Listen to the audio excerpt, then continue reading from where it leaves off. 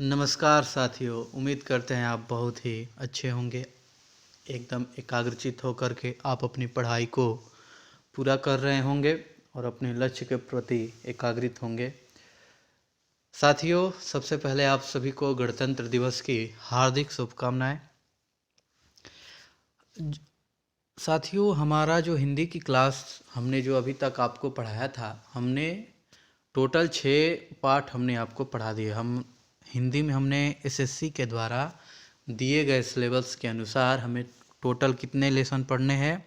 31 यानी 31 लेसन पढ़ने हैं। उसमें से हमने 6 लेसन हमने ख़त्म कर दिया है। आज हम 7वां लेसन पढ़ेंगे। पहला हमारा लेसन था हिंदी वर्णमाला था, तो उसमें से 2 बिंदु छूट गए थे। आपको वही ये बताना था। जब हमने क्लास दूसरा लिया था तो उसमें यह हिंदी वर्णमाला की यह बहुत इम्पोर्टेंट है, ये छूट गया था। मैंने ये वाली चीज़ नहीं पढ़ाई थी आपको। तो आपको क्या करना है, इसे भी लिख लेना है और समझ लेना है, ठीक है। ये तो और यहाँ से अधिकतर प्रश्न आते हैं, यहाँ उच्चारण स्थान से, कंठ से, तालव्य से, मूर्धन्य से, दंत से, ओष्ठ से। यानी कंठ से कौन से क वर्ग के जितने क वर्ग में जितने आएंगे, देखिए यहाँ पर दिया गया है ना क वर्ग, यहाँ पर दिया गया है क वर्ग। तो क वर्ग में क ख ग घ अंग, ये आपके क्या हो गए? क वर्ग हो गए। तो कंठ से क वर्ग आते हैं और ये अ आ और ह यह विसर्ग में, ये विसर्ग है, ठीक है। तालव्य से कौन से? कंठ से, जो कंठ से उच्चारण स्थान इनका है, मतलब दंत से त वर्ग का है, ओष्ठ से प वर्ग का है, ठीक है। ये उच्चारण स्थान है। तो यही था, उतना विशेष नहीं था, तभी मैंने आपको बता दिया। अब आप लोग पढ़ रहे हैं, नोट्स ले रहे हैं, आप प्रीवियस ईयर क्वेश्चन भी पढ़ रहे हैं, क्लास भी ले रहे हैं, हिंदी की प्रीवियस ईयर क्वेश्चन भी कर रहे हैं। 3 फ़ायदे आपको नज़र आ रहे होंगे। तो सोचा कि आपको क्यों ये छोड़ा जाए, ये भी आपको पढ़ा ही दिया जाए, ठीक है। तो चलिए, आज का हमारा 7वां लेसन है। आज का हमारा 7वां लेसन रहेगा, ये कहाँ गया जी? वाक्य शुद्धि, ठीक है। हमारा 7वां लेसन है, ठीक है। 7वां ही तो है।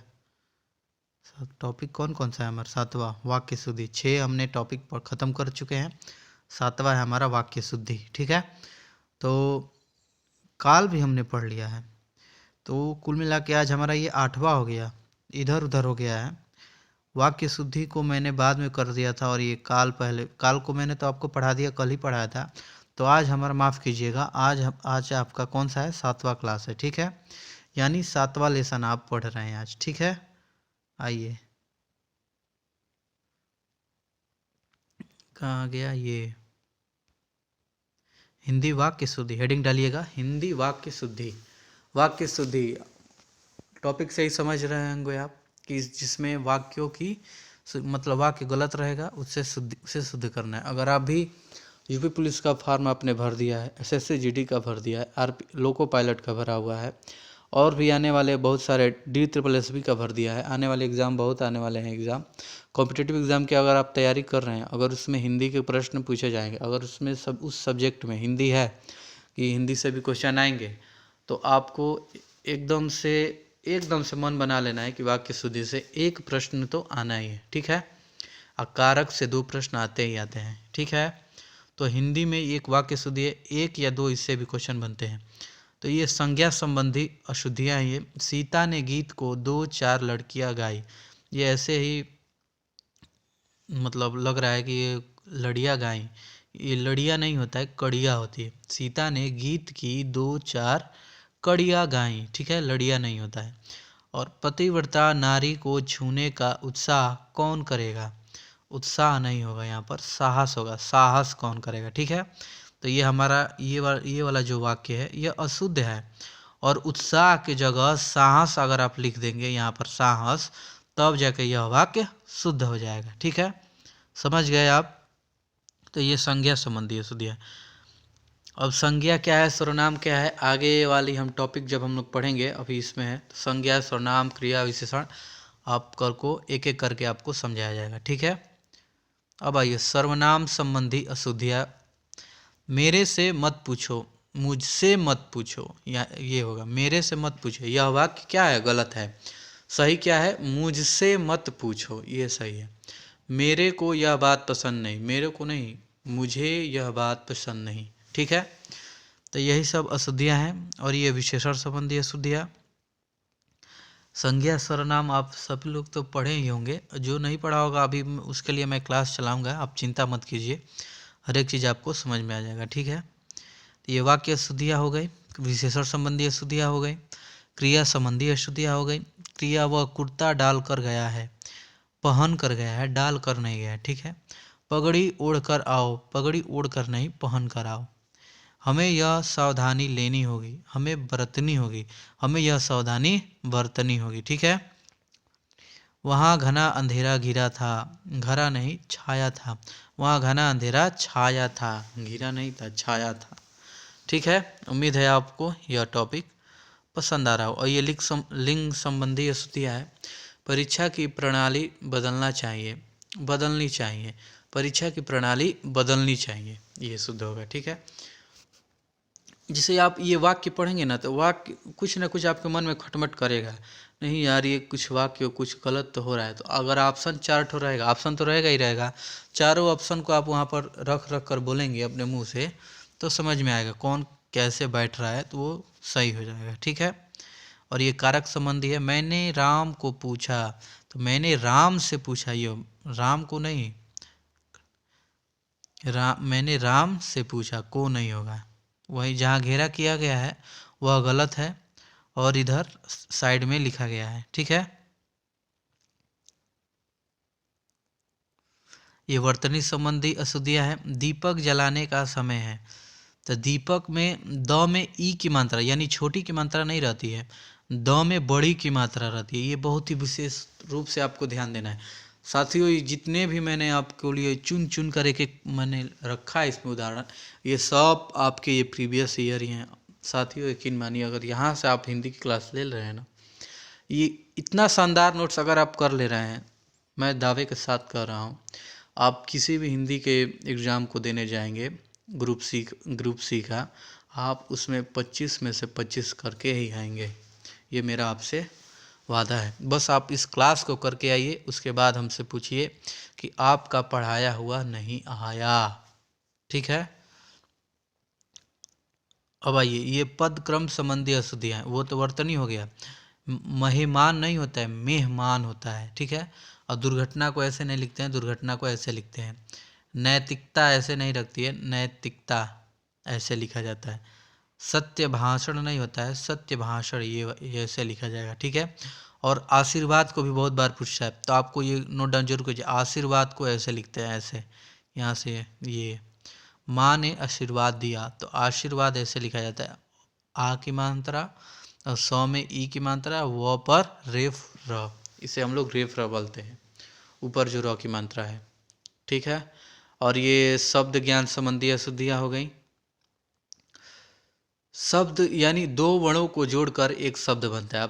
आप सभी को तो जानते हैं, आप सभी जानते ही होंगे, दो वर्णों को जोड़कर एक शब्द बनता है। जैसे वर्ण प्लस वर्ण इक्वल टू शब्द बनेगा। जैसे ज एक वर्ण हो, आप एक वर्ण ले लेंगे ज और एक वर्ण ले लेंगे जल, तो एक शब्द बन गया जल, तो ये क्या हो गया, शब्द बन गया। अब वर्णमाला में स्वर व्यंजन अयोगवा, अयोगवा में अंग की मात्रा और अ की मात्रा आते हैं, व्यंजन में क ख ग ये सब आते हैं, स्वर में आ ई यू ये सब मात्राएं आती है। इतना तो आप सभी को मालूम ही होगा। अब आइए, सबसे छोटी इकाई जिसका स्पष्ट अर्थ होता है शब्द। ठीक है, शब्द के कितने प्रकार हैं, शब्द के दो प्रकार हैं, एक होता है सार्थक शब्द, एक होता है निरर्थक शब्द। निरर्थक शब्द यानी जिसका कोई अर्थ ही ना हो, और एक सार्थक शब्द होता है जल पानी घर, ये सब मतलब निरर्थक यानी बिना अर्थ का होता है, सार्थक यानी ये अर्थ सहित होता है। ठीक है, तो सार्थक शब्द बनावट के आधार पर 3 है। सार्थक शब्द बनावट के आधार पर 3 है, कौन कौन से, यौगिक ऋण और योग ऋण, ये ध्यान रखिएगा। ठीक है, ये बनावट के आधार पर 3 है, यौगिक ऋण और योग ऋण। ठीक है, और उत्पत्ति के आधार पर सार्थक शब्द कितने हैं, 4, तत्सम तद्भव विदेशी शब्द देशज शब्द। ठीक है, समझ गए आप। अब देखिए उसी तरह ये हमारा तत्सम शब्द में आता है तत् धन सम, उसके और समान, तत् मने उसके, सम मने समान, उसके समान, उसके समान, उसके क्या बोलते हैं, तत्सम बोलते हैं। तत्सम का अर्थ क्या है, उसके समान। जो शब्द हिंदी में संस्कृत से सीधे आए हैं उसे तत्सम शब्द कहलाते हैं। ठीक है, तत्सम शब्द कहलाते हैं। अभी आपको बताते हैं, जैसे तार्म, तार्म मतलब तवा, एकत्र माने इकट्ठा, क्षत्रिय माने खत्री, श्रावण माने श्रावण, वक्र माने भेड़िया। ठीक है, तो ये हमारे कौन से संस्कृत के शब्द हैं। तो जो संस्कृत के शब्द रहेंगे उसे हम क्या बोल देंगे, तत्सम।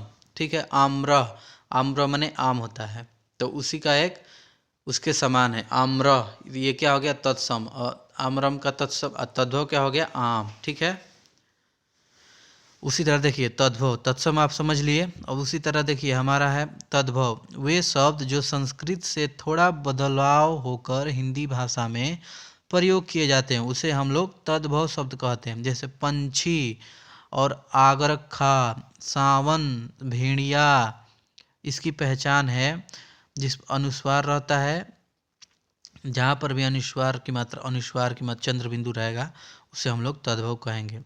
ठीक है, अनुस्वार में एक अपवाद होता है ड और ढ, इसे मत लीजिएगा। ठीक है, तो ये तत्सम और तद्भव मैंने आपको एक एक करके चुन चुन के लाया है एसएससी द्वारा, जो एग्जामों में पूछा गया है। ठीक है, श्यामल, श्यामल, श्यामल का क्या हो जाएगा तद्भव, श्यामला। श्रावण का तद्भव क्या हो जाएगा, सावन। हस्त का क्या हो जाएगा, हाथ। समझ रहे हैं आप, हस्त ये हस्त क्या है, संस्कृत के शब्द हैं, और हाथ ये हिंदी के शब्द हैं। तो उसी तरह जो भी संस्कृत के शब्द रहेंगे वो तत्सम हो जाएगा, और उसका जो हिंदी में अर्थ निकलेगा वो तद्भव हो जाएगा। समझ गए आप, बस यही है। तद्भव तत्सम की ये सारी, ये एक एक नोट कर लीजिएगा, कहीं से भी कुछ मत छोड़िएगा। एक एक तद्भव तत्सम आपके लिए बहुत ही इम्पोर्टेंट है। ये सारे एसएससी के द्वारा क्वेश्चन इसमें लिखे गए, एसएससी के द्वारा पूछे गए, अपने मन से कहीं से भी कुछ, या कुछ कहीं किताब से नहीं छापा गया है। ठीक है, ये सारे एसएससी के द्वारा पूछे गए हैं। तो उम्मीद करते हैं आपको यह क्लास बहुत ही शानदार लग रही होगी, पसंद भी आ रही होगी। ठीक है, इसमें तो कहीं कुछ पूछने वाला नहीं है। अच्छी का तद्भव क्या हो जाएगा, आँख। ठीक है, ऐसे दो कॉलम बना लीजिएगा, इधर से एक भाग में, इधर तत्सम हो गया, इधर तद्भव हो गया। जैसे सुंठी का तत्सम क्या हो जाएगा, सुंठी क्या है, एक तत्सम है, और इसका तद्भव क्या हो जाएगा, सौंठ, सौंठ हो जाएगा। परीक्षा, परीक्षा का तद्भव क्या हो जाएगा, परख। पुत्र का तद्भव क्या हो जाएगा, पूत। पुष्कर का क्या हो जाएगा, पोखर। बंध्या का क्या हो जाएगा, बांझ। ठीक है, तत्सम। जैसे भ्रमर, भ्रमर क्या है, ये भ्रमर क्या है, ये तत्सम है, तो इसका तद्भव क्या होगा, भंवरा, ये यहाँ पर लिखा गया है। ठीक है, सलाका, सलाका क्या है, तत्सम है, और इसका तद्भव क्या हो जाएगा सलाका का, सलाई। ठीक है, समझ गए आप।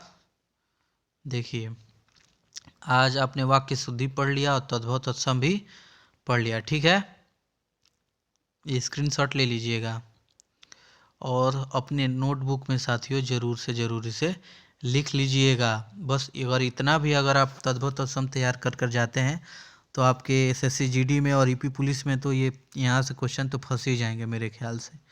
तो इनको आपको आसानी से नहीं छोड़ना है, एक एक चीज़ को लिख लेना है। ठीक है, ठीक है। तो चलिए आज आपने दो चैप्टर आज ख़त्म कर दिए ना, वाक्य शुद्धि और तद्भव तत्सम। ठीक है, तो चलिए अब आपसे मिलते हैं नेक्स्ट वीडियो में। तब तक के लिए आप अपना ख्याल रखें, और अपनी सबसे ज़रूरी बात, कुछ भी छूट जाए लेकिन पढ़ाई नहीं छूटनी चाहिए साथियों। ठीक है, और इस साल वर्दी ले लेनी है। अपनी पढ़ाई को इसी तरह जारी रखिए। बस डेली आप 8 घंटे, 8 से 9 घंटे अपनी पढ़ाई को दीजिए। आप उसके बाद देखिए, साल भर बाद आप देखिए आपके अंदर इतना चेंजेस नज़र आने लगेगा, आप कहेंगे सब कुछ बदल जाएगा आपका, हर एक रहने सहने का तरीका और इका सब जो चाहेंगे आपको वो मिल जाएगा। ठीक है, तो चलिए अब मिलते हैं नेक्स्ट वीडियो में। जय हिंद, जय भारत।